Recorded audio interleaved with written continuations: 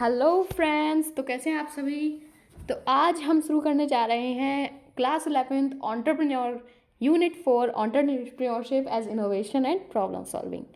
तो इसमें हमें सबसे पहले एक केस स्टडी दी गई है जिसमें हमें जापानीज़ के बारे में बताया गया है। जापानीज़ लोगों को फ़िश बहुत पसंद थी और इसके लिए जो है कैसे कैसे उन लोगों ने प्रॉब्लम सॉल्व की। लोगों की फ़िश पहुंचाने में उनके पास फ़िश काफ़ी दूर हुआ करती थी, तो फिर इसके लिए उन्होंने कैसे कैसे उनकी प्रॉब्लम्स दूर की, तो वो उनका दे रखा है हमें प्रॉब्लम्स।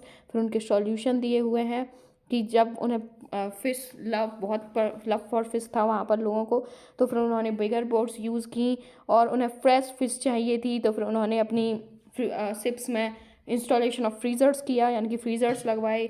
फिर उन्हें फ्रेश फ़िश का टेस्ट फ्रीज़र्स वाली का पसंद नहीं आ रहा था, तो फिर उन्होंने फ़िश टैंक्स की भी इंस्टॉलेशन की, लेकिन फिर भी उन्हें जो है टेस्ट पसंद नहीं आ रहा था, क्योंकि उन्हें पता लग रहा था कि ये तो फ्रेश फ़िश नहीं है। तो फिर उन्होंने जो है उसका इम्प्रूव करने के लिए टेस्ट क्या किया, उसमें एक शार्क डाल दी छोटी सी। तो फिर उन्होंने शार्क क्यों डाली, ये आपको इस स्टोरी को पढ़कर पता चल जाएगा। आपका ये होमवर्क है, आप इस स्टोरी को पढ़ लेना। ओके, उसके बाद आता है हु इज़ एन एंटरप्रेन्योर। तो एंटरप्रेन्योर कौन है? He or she is the one who undertakes risk, जो भी रिस्क लेता है बस। ठीक है, बहुत सिंपल है। Why are they called problem solvers? उन्हें प्रॉब्लम सॉल्वर्स क्यों बोला जाता है, ये हमसे इसमें पूछा गया है और आपसे भी ये सवाल आपके एग्ज़ाम में पूछा जा सकता है, because this is very important. So देखिए क्या ले रखा है। जो एंटरप्रेन्योर होते हैं वो एफर्ट करते हैं और लोगों की प्रॉब्लम्स को सॉल्व करते हैं, और इसीलिए उन्हें प्रॉब्लम सॉल्वर जो है कहा जाता है। अगर वो एक प्रॉब्लम को अगर सॉल्व करते हैं तो एक एक नई वैल्यू वो क्रिएट कर देते हैं। जैसे कि किसी ने पेंसिलिन दवाई बनाई है ना, तो फिर उन्होंने पेंसिलिन एक प्रॉब्लम सॉल्व की और उसकी चक्कर में उन्होंने एक नई वैल्यू क्रिएट कर दी है ना, एक नया प्रोडक्ट बना दिया उन्होंने।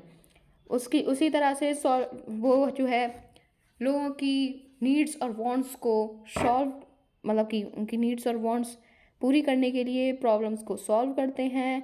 और बहुत से एंटरप्रेन्योरियल वेंचर्स जो है इसी वजह से सक्सेसफुल हो पाए हैं। जितनी बड़ी प्रॉब्लम वो सॉल्व करेंगे उतना बड़ा वो जो है प्रॉफिट कमाएंगे। ठीक है, जैसे कि आप अंबानी जी को देख सकते हैं। अंबानी जी ने इंटरनेट की समस्या को दूर किया, जो कि बहुत बड़ी प्रॉब्लम है, और इसीलिए अब आप देख सकते हैं वही सबसे ज़्यादा पैसा कमा रहे हैं। तो जितनी बड़ी प्रॉब्लम आप सॉल्व करोगे उतना बड़ा प्रॉफिट आप कमाओगे। उसके बाद हमें एक KFC की आपको स्टोरी दे रखी है। 1930 में 40 साल का एक व्यक्ति था, सैंडर्स है ना, वो USA में रहते थे। तो उन्होंने कैसे कैसे जो है क्या क्या किया, उन्होंने कैसे कैसे लोगों की प्रॉब्लम सॉल्व की है ना, वो सब। फिर उन्होंने कैसे कैसे अपना एक सक्सेसफुल बिजनेस वेंचर बनाया। इनका बहुत अच्छी कहानी है बेटा, आप पढ़ना है ना, बहुत अच्छी कहानी है दोस्तों, तो आप इसको पढ़ के देखना, ये भी होमवर्क है। उसके बाद है solving problems to meet the needs and wants of people. तो यहाँ पर हमें एक स्टोरी दे रखी है केलॉग्स कॉर्नफ्लेक्स की, कि वो कैसे कैसे उनका इन्वेंशन हुआ। तो ये बहुत ही मज़ेदार स्टोरी है। तो ये स्टोरी है एक डॉक्टर की, जिनका नाम था doctor John Harvey Kellogg.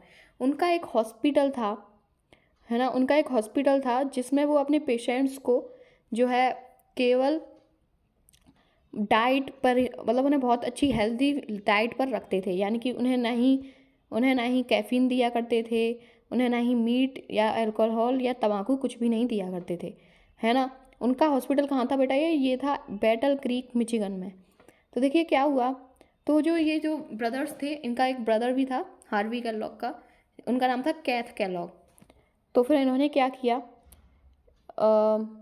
one day after cooking some wheat, the men were called away.